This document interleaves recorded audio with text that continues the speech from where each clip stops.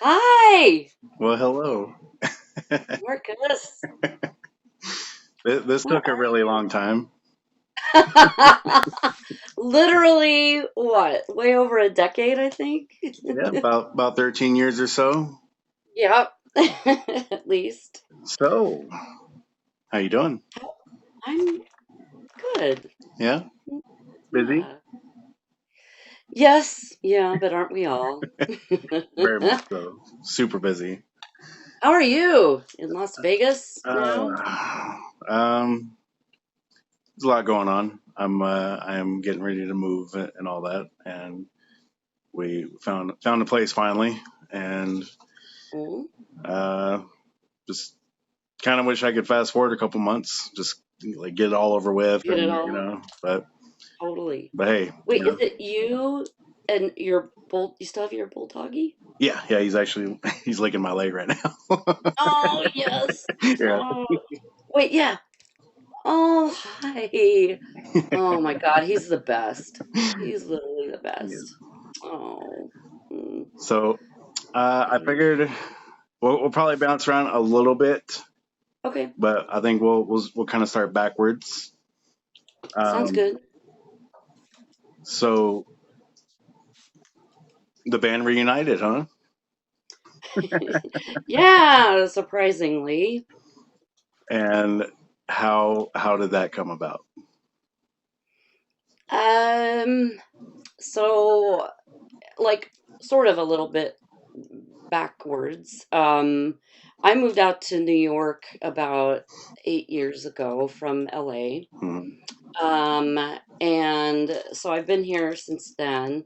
And Steve Hawkeiser, the bass player and kind of the main leader of Detente, songwriter, he contacted me about 4 months ago before Christmas and was like, how you doing? Would you be interested in, doing music again? We've kept in contact over the years too, though, but my own situation unfortunately hasn't been conducive to doing music for a while. I, yeah, like I've had like a really hard time the last 8 years. Hmm.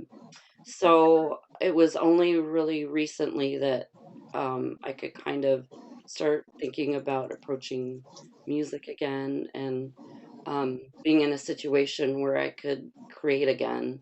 Um, so yeah, so he approached me and I thought, well, yes, that would be great. And but since I hadn't done anything for so long and haven't been in that kind of life situation to do so, it was kind of a lot to do within 4 months or so to prepare again since it's been so long.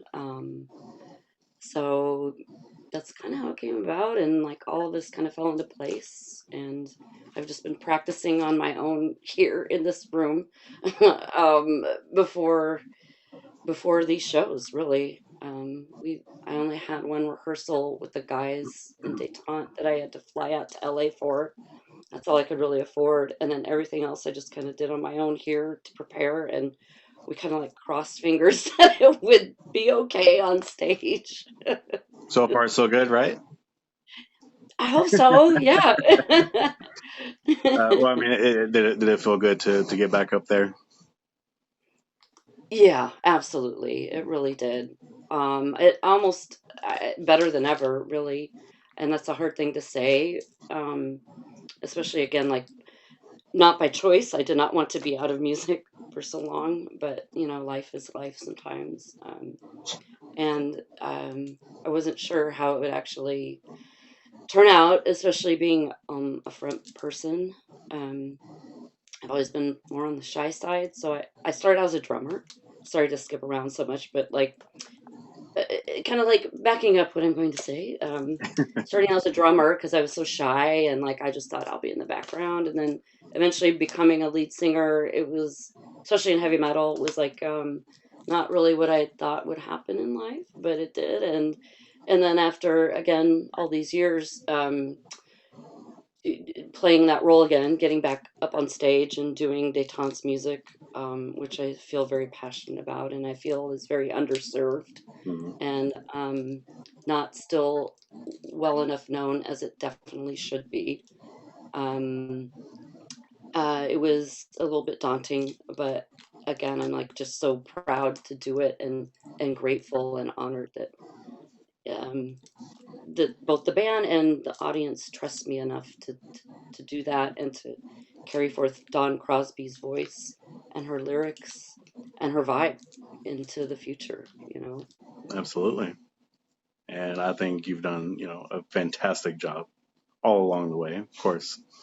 Oh, And thank you. um, were were you a fan of the band prior to you joining them?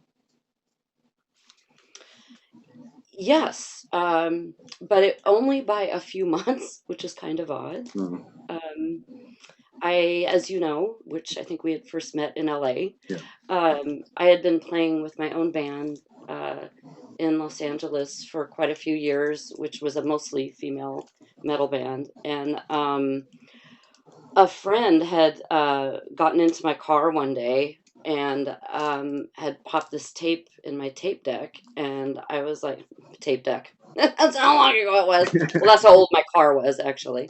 But remember tape kids? right. Love it. um, but anyway, so he put it, and he was like, "This sounds like you," and I was like, "What?" And it was actually Fear of God, which was Don Crosby's band after Detente, Yeah, and so I was like, "Oh my God, it does!" And so I just kind of left it in my car to listen to and really get to know the singer. And I loved the vibe of Fear of God and the everything that was going on with the music and her vocals and her lyrics. Um, and I would keep having friends kind of get in my car as I was, picking them up, or we'd be hanging out. And they'd be like, "Is this something new you're working on, Tina?" Like they thought it was me singing. And I was yeah, like, "What? Wow. Oh my gosh." And then I was like, I need to find out if there's more from this Dawn Crosby woman, like she's incredible. yeah. And that's how I discovered Detente. And literally, probably a month after I bought the Detente CD on Amazon and I was listening to it, I got invited to one of my good friends' house party, and literally his neighbor in the apartment building he lived in was Caleb, the guitarist from Dayton.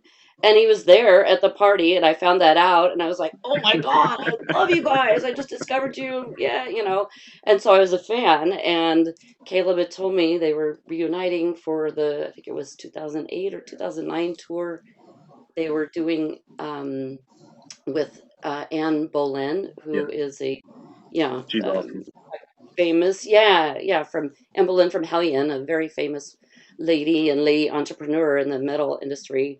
They were going with her to do some shows in Europe, and I was like, "Oh my gosh, yes, that's awesome! Good luck, wonderful! I'm going to follow you guys as you go along with Anne."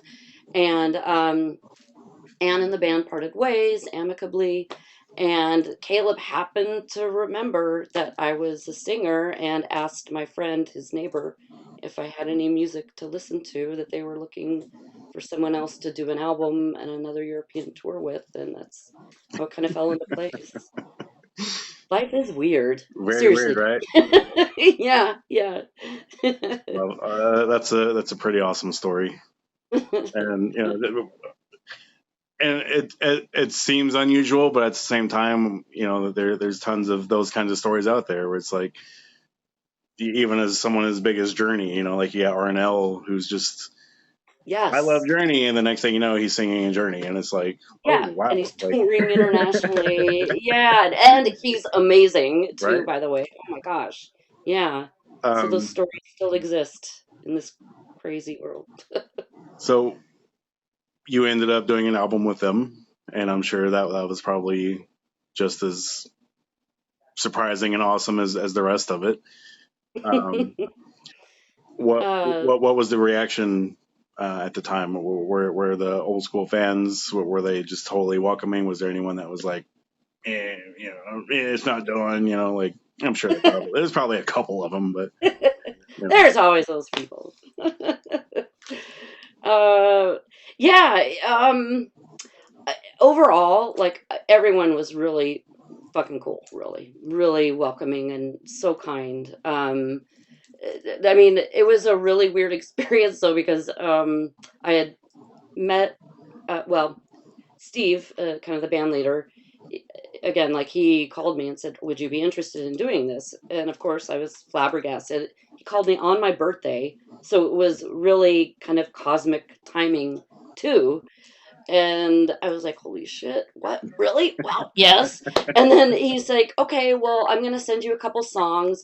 Why don't you maybe record some ideas, send them back, and then I'll meet you for the first time and we can talk and, just talk about things. So, okay.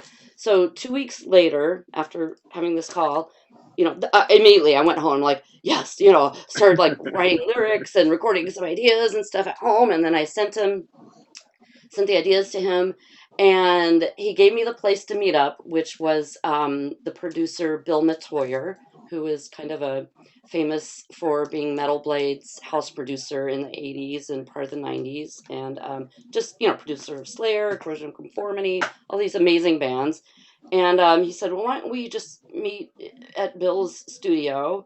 And I was like, okay. And like, again, like, oh my God, I've never done a full album or anything before. So I was like, okay. So I'm thinking, okay, we'll just meet and talk. He like, I get in and I'm looking around and he's like, well, there's a mic. Why don't you just start like singing what you sent me and we'll start going. Literally, I, I was just recording. Those are all like mostly first takes you hear on the album. Like I recorded the first time I met him, not expecting to either. Like I was kind of pissed, but like in a good way. Like I was like, "Oh my God, what's happening? What?" And like every time, it was like every 2 weeks, I'd record another two or three songs, and the album was done like within a month because they just had me go that fast, and it was intimidating and crazy, but cool. Yeah. And again, sorry for the lengthy Yeah, answers, no, but it's all once good. once we actually got out there and got fan reactions. The album was released about 4 months later in April of 2010, and then we started touring later in April. Um, we only played one show in LA, which was very small, and then we went to Europe, which back then most of the Detente fans were kind of based there for the most part. Mm. And so a lot of people were like very wary of someone stepping into Dawn Crosby's shoes because she's kind of a legend and very distinct sound and such a powerful vocalist, lyricist, and a presence. She just was a huge personality. And there were a couple times that were pretty intimidating when we be playing shows. I remember one time we were loading our gear in at a bar in Netherlands, and it was probably about 5 o'clock and 5 p.m. and we went on at like maybe 8 or 9. There's already this huge guy, probably like 400 pounds, and I mean like pure muscle, like Yeah. solid big dude, fully sleeved, covered in tattoos, even, on his head, everything, big beard, sitting there. He was already drunk. He was at the bar by himself. Like no one else was in the venue because we were loading our gear in. Like, no judgment either. I'm just like, Yeah. this is a situation. So I'm walking by him, with my gear, and he grabs my arm and he just looks at me. He's like, don't disappoint me. I'm like, shit. Oh my God, this is on. Like I'm really fucked if I don't bring Yeah. it. But then afterwards, like he was so sweet and cool and like everything was awesome. So a lot of pressure, but it always ended up nice. Like everyone's been really cool. You didn't know you were going to the Netherlands to have a wrestling match, huh? Seriously. Wow. Well, I'm Finnish, so like I can maybe handle a little bit of it. I don't know. So, what was your very first show with them? The very first show was kind of our warm up show in Los Angeles at a place called the Five Star Bar. I believe it's still open there. Hmm. Um, and that was in April of 2010. Okay. Were you were you fully prepared for it, or were you just kind of winging it like everything else that was going on? I'm definitely an organizer. Like I like to be prepared and have things as much as possible. So as much as prepared as I was fully throwing up before the show. Hmm. Um, Before our last two songs, I had to run off the stage, throw up in the bathroom, and come back on. So that was how Rock and roll. nervous I was. Yeah, right. Rock and roll. I don't know. Love it. So the band kind of fell apart, and what happened there? I mean, Um, you don't have to go into like drama, like major specifics or anything. Just kind of a general, you know. We don't have to get into the dirt, nothing like that. of course. Yeah, of course. I feel like there was just a variety of personal life issues that happen with some of the guys in the band, Mm. um, that they needed a break. So that's what happened. Like at the end of 2010, Steve, the band's leader, was just kind of like, okay, a couple of us need a break. There's other things going on, and that's how it happened. So, I was disappointed. I kind of wanted to keep the momentum going, Yeah. but I mean, for stuff you, happens. it had all just started. You know, like it all just like came and went in such a Right, blur. Like, right. Yeah, that's a good way to put it. And that's how it felt. Yeah. um, Um, and then not too long after, a couple years later, you ended up moving to New York. Um, so did you start doing the PR stuff before or after you did the move? um, I had always, well, I should say, I've worked in the music industry on the business end since about 2001. Hmm. I started out working at Universal Music Group, so with a lot of big bands and artists and labels. So I've had that experience for a long time, and I continue that with different companies throughout the years. And then, yeah, once I moved here, I kind of started learning the PR end of things, and um, I've been doing that as well, freelancing. So it's something you love, Uh, kind of, it it's kind of. Yeah, I prefer marketing actually. Marketing is kind of more creative. Yeah, PR is it's you really have to kind of be really connected Yeah. and be a good networker. And I feel like I'm always the new kid in town wherever I go. It's kind of like how I grew up too. I moved every 2 years as a kid and had kind of a difficult childhood. And like I'm just not that person. I'm really good at PR campaigns and like the creative stuff behind it, but That's you right. gotta have a yeah. I guess I've just never been the popular kid that has knows everybody. So earlier you mentioned that you had started out on drums. When did you start drumming? I was about 13.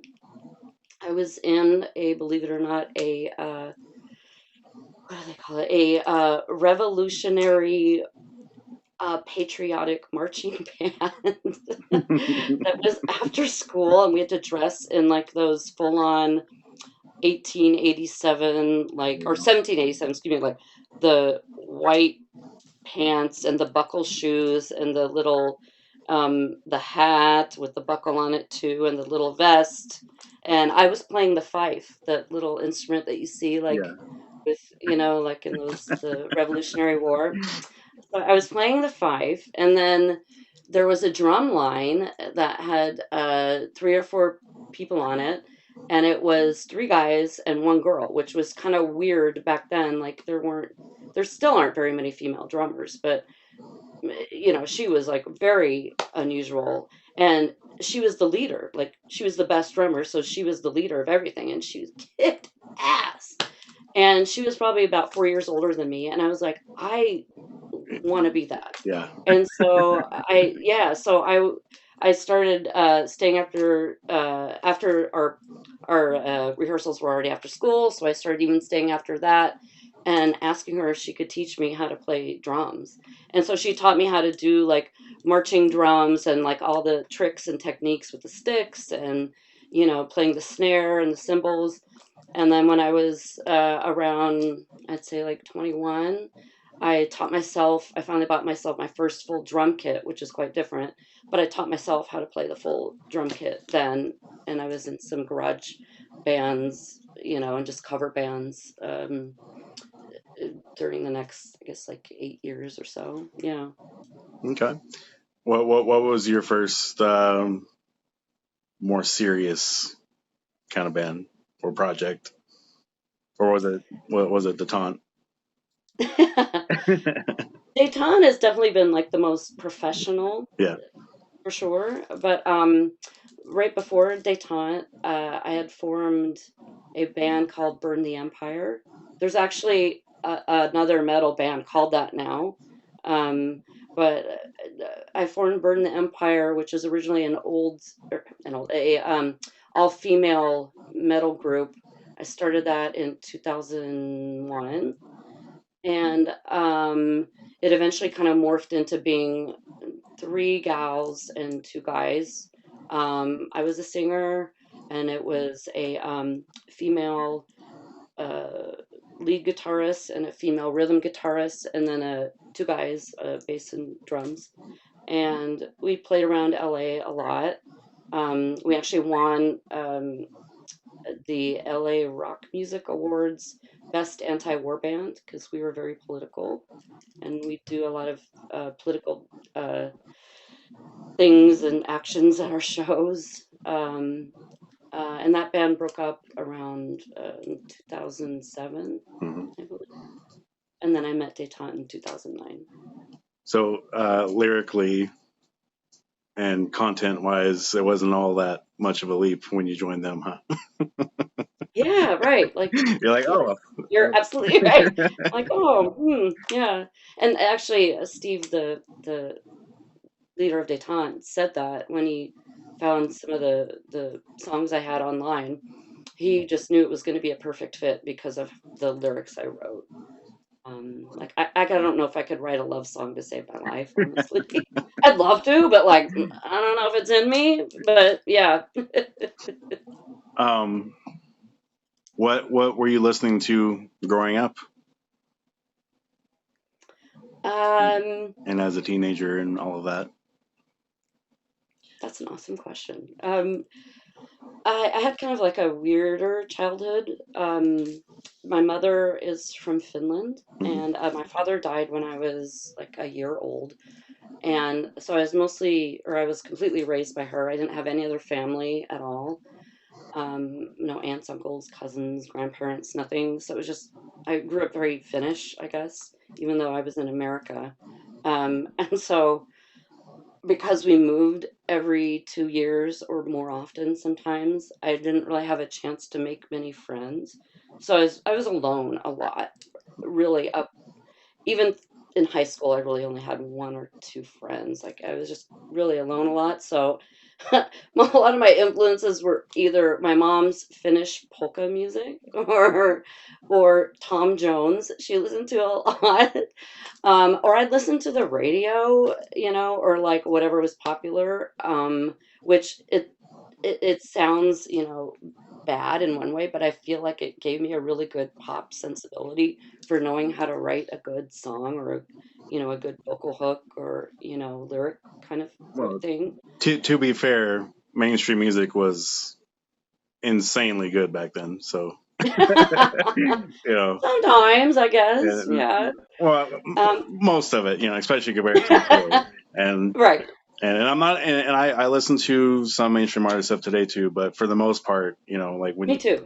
when everyone talks about 70s and 80s and 90s music, it's pretty much across the board because like pretty much every genre is awesome. And nowadays, not so It's much, very individualized not now. so Yeah. much. Yeah. Um, so But I mean, there's tons of good stuff too. Yeah, that I listen to now. That's pop, really. Yeah. Yeah. When did you start dipping your toes into the that harder stuff? Grr. Um, well, I will say first off, I was a fan of 80s hair metal a lot. Mm. Like I loved 80s hair metal. Um, and then I did transition to, Metallica, which is kind of like the great divider, I feel like, between that. Yeah, pretty much. Yeah.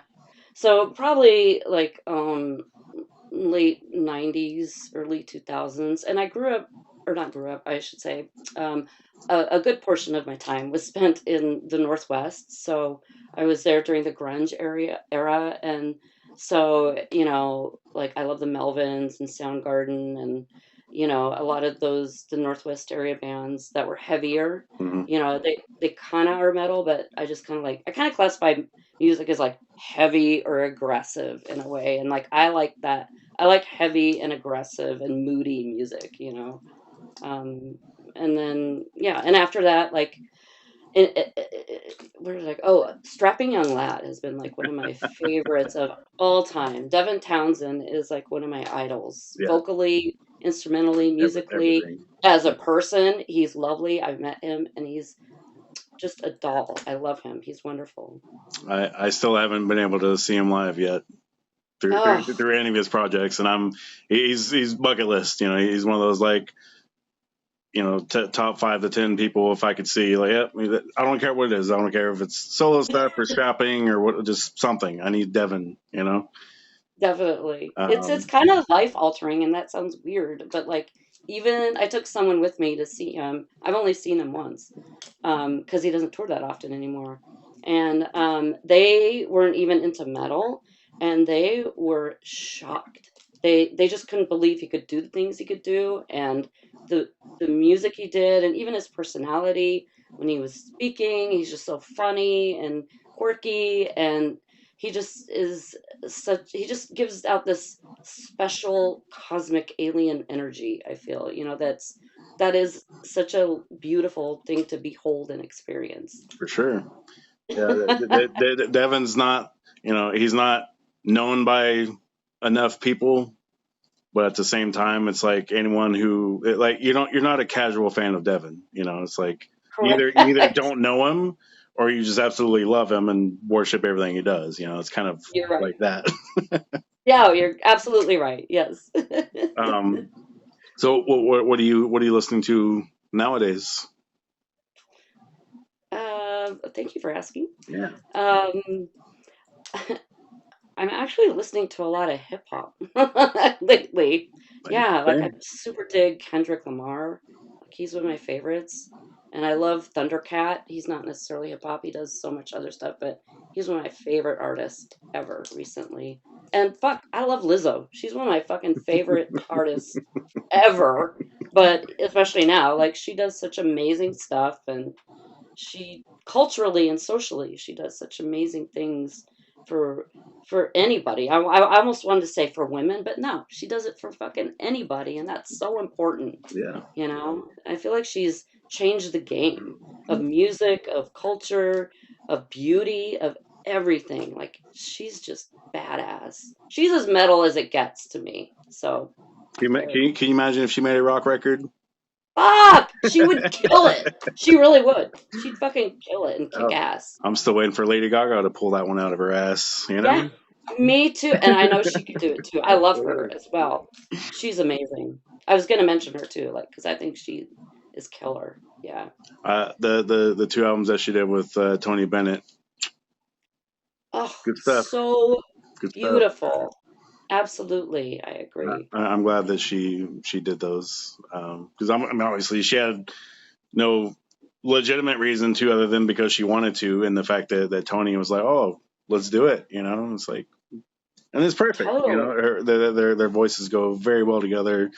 Her doing lounge and jazz and all, it's just Oh, awesome. it You really know. showed, I feel like, her range too. Like people just, I think, I was working at Universal Music when in LA when she kind of first started gaining fame. Mhm. And I totally remember like almost all of my office mates and especially like the execs were like, Lady Gaga, she's not going to go anywhere. And I was like, oh, yeah, right. How does that sound nowadays? And because I don't think anybody expected her range as well as like who she is as a person to kind of like Lizzo to like change culture so much, Yeah.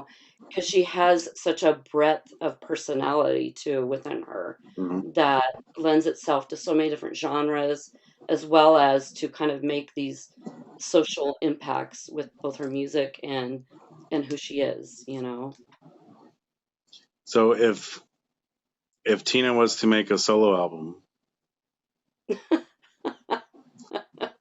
what kind of styles would you want to pull off on there?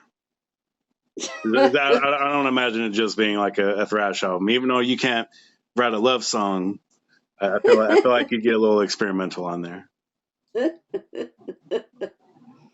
I think you and I should do one together. Hey, I'm I'm super down. Let's I'm do super it. down. I've had two albums in progress for a decade, and Really? yeah, well, like one of them is like 85% done, and the other one is like maybe 40% done. But I mean, they're both just kind of sitting there. I just haven't had time to finish them. So, you know, Time but is the hardest part. Yeah. but hey, I I want to mean, hear. yeah, I'll send you I some mean, stuff. if you ever would trust me with hearing it, I would love to. Love to. Yeah. I mean, I think you're on a pretty small list of people I would not even think twice about it. I mean, it's you. You're an actual friend, and someone that I look up to as well, and uh, I feel the same. it, I really do.